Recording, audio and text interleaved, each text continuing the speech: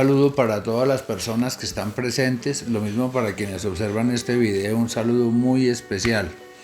Soy Andrés Jaramillo, director de Fundación Función Futuro y el creador de los programas de recuperación del enfoque integral y de la Escuela de la Psicología Bioética.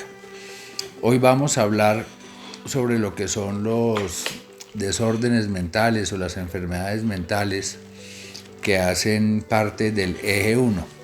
Habíamos visto en la charla sobre el diagnóstico clínico multiaxial, que para repasar el diagnóstico clínico multiaxial es algo muy organizado, que es importante tener en cuenta, y que lo que está en eje 1 es lo más discapacitante, es de la misma manera las mayores causas, la mayor prevalencia que hay de ocupación en los hospitales psiquiátricos y de consulta en psiquiatría y en psicología. Entonces, cuando hablamos de los desórdenes del eje 1, hablamos que por lo general hay problemas neurobiológicos en el cerebro. El cerebro es un laboratorio químico. Todo es producido por la bioquímica cerebral. Nuestros pensamientos, los significados que damos a nuestros pensamientos, nuestras creencias, nuestras emociones, nuestros sentimientos, nuestro afecto, de manera tal que cuando hablamos de los pensamientos, hablamos que se producen bioeléctricamente en la mente. Estos pensamientos, ya después por toda una serie de circuitos bioquímicos, bioeléctricos en el cerebro, algunos entran y producen las emociones. Las emociones son unas fuerzas interiores que nosotros tenemos que también pueden enfermar, así como los pensamientos también pueden enfermar. Y ya las emociones, vemos que hay muchísimas emociones, que las básicas pues son la ira, el placer, el miedo, la culpa, la vergüenza, la tristeza, el dolor, el rechazo, el repudio, el asco.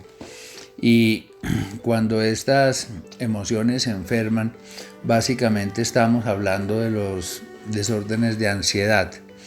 Cuando la ansiedad se torna patológica, debemos entender muy bien que, por desgracia, cuando tradujeron todo lo de la psicología profunda, la psicología de origen, Freud y Jung, del alemán al inglés, tradujeron la palabra Angst del alemán, que es angustia, por Anxiety, que es ansiedad. Entonces fueron quedando los desórdenes de ansiedad, pero será mejor llamarlos desórdenes de angustia. Entonces, cuando hablamos del eje 1, básicamente podemos dividirlos a la luz de la psicología bioética en tres grupos fundamentales: enfermedades del pensamiento, enfermedades de las emociones, en este caso la angustia, que está clasificada, y enfermedades del afecto, pensamiento, emoción y afecto. El afecto es el estado de ánimo. Entonces, ¿qué tenemos? En las enfermedades del pensamiento encontramos todo lo que tiene que ver con los delirios y la psicosis, que son dos cosas diferentes que ya explicaremos. Las enfermedades de las emociones, básicamente estamos hablando de las enfermedades relacionadas a la ansiedad. Nosotros hemos visto muchas veces en las charlas que yo afirmo que no existen emociones negativas. Esta es una connotación que se empezó a dar desde un psicólogo llamado Seligman, el padre de la psicología positiva, en donde empieza a clasificar que hay emociones negativas y positivas. Todas las emociones están instauradas en la evolución para sobrevivir: la ansiedad, la ira, la tristeza, el dolor, la culpa, la vergüenza, el rechazo, todo tiene un fin evolutivo. Por lo tanto, hay emociones que pueden cobrar un matiz patológico, es decir, son emociones que se hacen desbordantes, se hacen insufribles, y la persona puede sufrir por esas emociones. El sufrimiento no es una emoción, el sufrimiento es una connotación emocional que es muy difícil de experimentar, y se puede sufrir de ira, de tristeza, se puede sufrir de depresión, se puede sufrir incluso de una esquizofrenia. Entonces, cuando hablamos de que las emociones tornan un matiz patológico, es básicamente porque hay un desbalance bioquímico en el cerebro. Cuando hablamos de todos los desórdenes del eje 1, estamos hablando de que necesariamente necesitan tratamiento farmacológico. Cuando hablamos de las adicciones, que también forman parte del eje 1, estábamos hablando de que las adicciones son muy particulares porque involucran el pensamiento, involucran la emoción y en algunos casos también involucran el afecto. Es decir, el adicto se deprime después del consumo, cuando está en abstinencia puede presentar episodios de cuasi psicosis, de cuasi neurosis o de manía. Entonces, todo esto, para nosotros tener una visión muy clara, debemos saber exactamente qué es cada cosa. Entonces vamos a empezar por lo que son los desórdenes del eje 1 que atañen al pensamiento. El principal es la esquizofrenia. Cuando hablamos de esquizofrenia, hablamos de una enfermedad que comparte bien sea psicosis o delirios, y la psicosis como tal es un rasgo que se comparte en muchos otros diagnósticos. Pueden existir psicosis secundarias a consumo de sustancias psicoactivas, que es que después del consumo de sustancias psicoactivas la persona, cuando pasó el efecto, sigue psicótico. Puede existir la psicosis inducida por sustancias psicoactivas, que es que la persona consume y se pone completamente loco. Entonces, cuando ya hablamos de psicosis, hablamos de una fractura con la realidad. Entonces, ¿qué tenemos que entender?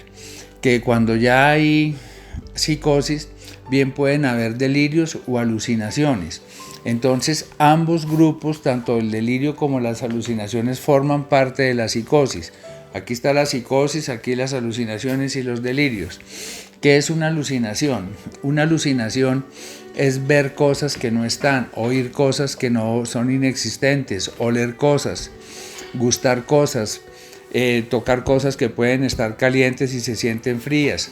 Esos son alucinaciones, que hay táctiles, olfativas, gustativas, visuales, auditivas. Entonces, en la esquizofrenia son muy frecuentes las alucinaciones y también los delirios. ¿Qué es el delirio? Es una creencia, no es que estoy viendo, porque la alucinación siempre entra aparentemente por los sentidos, engaña los sentidos: vista, olfato, gusto, tacto, gusto. Entonces, cuando vemos ya el delirio, es una creencia atípica, una creencia completamente inusual. Ahí tenemos los dos más clásicos, son el delirio de persecución y el delirio de grandeza. Muchas veces el delirio místico, que el delirio místico es que la persona se cree Dios, se cree un profeta, se cree un enviado especial. Ya el delirio de persecución es que la persona piensa que lo están persiguiendo. Y muchas veces en la esquizofrenia también, en medio de las alucinaciones, se escuchan voces, y se llaman voces de comando cuando son voces que le están ordenando a la persona que haga determinada cosa. Estos estados psicóticos bien pueden ser producidos por la droga, pueden ser producidos por eventos traumáticos en la infancia. Se ha demostrado por marcadores epigenéticos que el estrés traumático, el estrés que brinda un trauma psicológico, puede generar episodios de psicosis en una persona. Entonces, cuando hablamos de la esquizofrenia, ya tiene síntomas positivos, que son los dramáticos que estamos explicando, delirio y alucinaciones, que son ya enfermedades típicas del pensamiento, pero también hay unos síntomas negativos, que son rabias completamente atípicas, risas desmotivadas, falta de cuidado en la higiene personal, en el cuidado personal, son los síntomas negativos, y pérdida en las habilidades sociales, como también una anhedonía, que la emoción se vuelve muy plana. También el afecto empieza a volverse muy plano. Entonces la persona como que ni se alegra ni se entristece, y vive muy plano, muy plano, muy plano en sus emociones, que eso es un síntoma negativo de la esquizofrenia. Entonces, cuando ya empezamos a ver las enfermedades del afecto, el afecto en psicología, psiquiatría, todas las ciencias de salud mental, no es la afectividad. Es decir, cuando hay un desorden afectivo bipolar, no es que la persona quiere mucho o no quiere mucho, o no ama, o sí ama mucho, no. es el afecto, el estado de ánimo. Por lo tanto, debemos ser absolutamente coherentes en entender que el afecto también enferma y obedece a un proceso neurobiológico en el cerebro por descompensación en determinados circuitos y necesita medicamento. Así como en la esquizofrenia, así como en la psicosis, se hace absolutamente necesario el medicamento.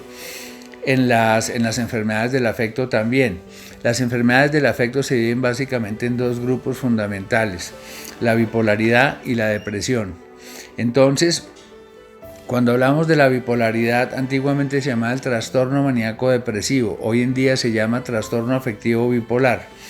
¿Qué es bipolar? Polariza básicamente dos estados de ánimo, la depresión y la euforia. Entonces, cuando la persona está estable, puede haber un gatillo, algo que le dispare la manía, y esa euforia empieza con hiperactividad, a hacer cosas sin sentido, de ahí pasa a la hipomanía, que es un estado menos que la manía, donde hace cosas atípicas, mucho acelere, cosas inusuales, cosas sin sentido, y de ahí ya llega a la manía. Manía en griego quiere decir locura, que la persona, estando en ese estado de acelere, de locura, incluso puede inducir una psicosis, pero derivada de la misma manía, no una psicosis inducida por la misma esquizofrenia como es el caso anterior, sino en este caso es inducida por la manía.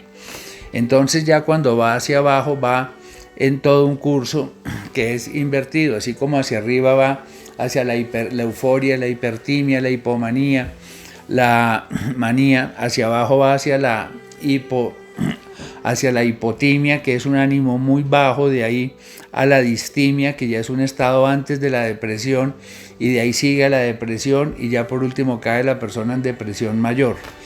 Entonces, la bipolaridad como tal, se ha encontrado que el componente es 100% neurobiológico, es decir, aquí no hay un componente psicológico ni actitudinal, es algo neurobiológico y necesita medicamento, y evidentemente también requiere de terapia psicológica.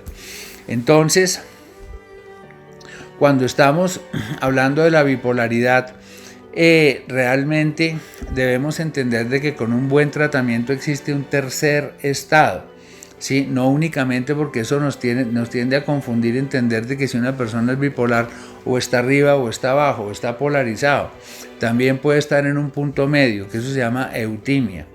Cuando la persona está eutímica, está con el ánimo estable, con el ánimo completamente ordenado. Por lo tanto, es muy importante entender que todas estas enfermedades tienen solución. Ya cuando estamos nosotros viendo la bipolaridad, hay varios tipos. Básicamente, las más conocidas son la tipo 1, la tipo 2 y la tipo 3.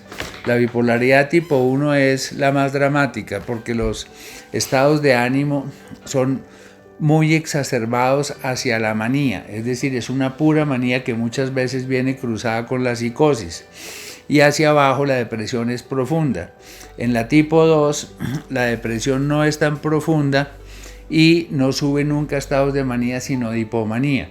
Mucho acelere y es muy frecuente la disforia, que la disforia es un estado de ánimo altamente irritable, altamente hostigante, de manera tal que cuando la persona está disfórica, bien puede estar asociado ese síntoma a una bipolaridad tipo 2. Y la tipo 3 es una bipolaridad que es inducida por fármacos, bien sea por ansiolíticos, benzodiazepínicos, drogas, alcohol, cualquier tipo de sustancias, pero que esa sustancia es la que engatilla la crisis. No es que se pone loco durante el consumo y ya pasó y yo soy tipo 3, no. La droga, el fármaco activa y la persona permanece durante un tiempo, bien sea maniático, bien sea deprimido. Entonces, como tal, vemos de que todo esto del eje 1 es lo más grave, es lo más importante, y dentro de la depresión también existe todo lo que es el tema del suicidio. El suicidio básicamente tiene tres componentes fundamentales. Tiene la ideación suicida, que es la persona que de pronto acaricia pensamientos de suicidarse, cómo lo haría, cómo me mataría. La intención ya es el acto autolítico, es decir, que la persona comete un intento de suicidio con una intención genuina y verdadera. tenemos también lo que se llama la amenaza suicida, que es diferente a los dos anteriores, en que la persona está incitando el rescate afectivo, amenaza que se va a suicidar con el fin de llamar la atención. Y por último están los actos suicidas, que puede que el acto suicida no tenga una intención suicida, pero son actos altamente temerarios que son muy característicos de los desórdenes de la personalidad del tipo B. Así vamos llegando a todo lo que son los trastornos de la ansiedad. Nosotros habíamos visto, o vamos a ver también en los trastornos de la personalidad clúster C, que son trastornos de la personalidad asociados a la ansiedad. Estos son trastornos de ansiedad puros, legítimos, que son del eje 1. Ahí tenemos el más frecuente de todos, el más común, que es el TOC, el trastorno obsesivo compulsivo, donde siempre se caracteriza por la aparición de un pensamiento intrusivo. Es un pensamiento que la persona no quiere que le dé, pero es un pensamiento que llega involuntariamente, aparece solo en el cerebro, donde ese pensamiento cobra un matiz obsesivo, un matiz completamente imperativo, que va a llevar a la persona a generar una gran crisis de ansiedad. Y automáticamente, apenas siente la ansiedad, tiene que buscar un comportamiento. Recordemos que en psicología los comportamientos son las acciones motoras del cuerpo. La conducta es todo lo que puede hacer un ser humano: pensar, sentir, actuar, amar, correr, saltar. Pero los comportamientos son las acciones del cuerpo. Entonces, el trastorno obsesivo compulsivo siempre busca un comportamiento para mitigar ese tipo de ansiedad que le está dando, como por ejemplo el lavador de manos compulsivo, que lo explicamos en la charla pasada. Vemos el verificador, que está verificando constantemente el gas, si está cerrado, si la puerta está con llave. Los ritualizadores, que se generaron una serie de rituales. Vemos también el que llaman el síndrome de Diógenes, que es el acumulador compulsivo, que acumula cantidades de cosas, y la persona porque piensa que algo terrible va a suceder si no hace eso. Entonces la persona que sufre si tiene que botar un periódico viejo, sufre si bota una bolsa. Todo eso es un trastorno obsesivo compulsivo, donde también están los simétricos de ordenadores compulsivos. Entonces, dentro de todos estos trastornos de la ansiedad encontramos también el TAG, que es el trastorno de ansiedad generalizada, que dentro de los criterios diagnósticos son grandes crisis de angustia cuya prevalencia debe estar por lo menos durante 6 meses, ansiedad permanente, ansiedad flotante, que es una ansiedad de una agonía de que todo se va a poner terrible, ansiedad visceral, que es ya con síntomas orgánicos producidos por la misma ansiedad, con diaforesis, sudoración de las manos, piloerección, que es la piel de gallina. Todo eso es muy importante porque está muy incluido dentro del TAG. Y vemos también el TAP, que es el trastorno de ataque de pánico, que es diferente al TAG porque es un ataque de ansiedad momentáneo, rápido, que dura 15 minutos, media hora, donde siempre está asociado a algo terrible, a algo fatal, que la persona se va a morir, que lo van a matar, cosas así, en donde hay síntomas viscerales fuertes, con palpitaciones, con sudoración, la persona suda frío, se le dilatan las pupilas, y esos ataques de pánico suelen pasar. Entonces, ya como vemos, las investigaciones de hoy en día nos han llevado a entender de que el consumo de drogas detona enfermedades mentales. Todas las enfermedades mentales del eje 1 están incrustadas en el código genético, es decir, nosotros heredamos un componente, es decir, no heredamos los dos componentes, que es el endógeno y el exógeno.